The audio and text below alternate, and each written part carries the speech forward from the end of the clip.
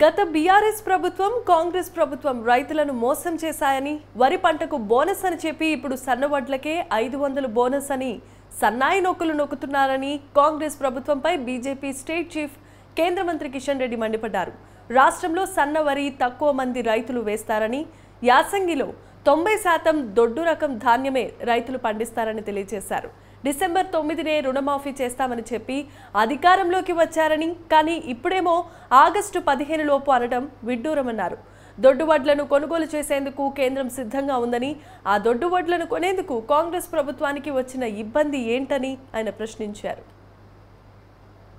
కాంగ్రెస్ పార్టీకి చిత్తశుద్ధి ఉంటే, మీరు ఇచ్చినటువంటి గ్యారంటీల మీదకి నమ్మకం ఉంటే, మీ గ్యారంటీలు నిజంగా గ్యారెంటీలు కాకపోతే, తెలంగాణ ప్రజల ఓట్ల మీద పవిత్రత మీకు అనిపిస్తే, ఎందుకు ఈరోజు మీరు 100 రోజుల్లో ఇస్తానన్నటువంటి వరి ధాన్యం మీద 500 బోనస్ ఇప్పుడు అమలు చేయడం లేదో కాంగ్రెస్ పార్టీ ప్రభుత్వం చెప్పాలి.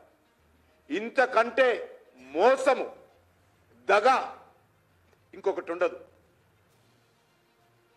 దొడ్డు సన్న అనేటువంటి వరి రకాలకు తేడా లేకుండా ఇప్పుడే ఏదైతే కల్లాలలో ఉన్నదో ప్రతి రైతుకు మీరు బోనస్ ఇవ్వాల్సినటువంటి బాధ్యత ఈ కాంగ్రెస్ పార్టీ ప్రభుత్వానికి ఉన్నదని మనం చేస్తా ఉన్నాం.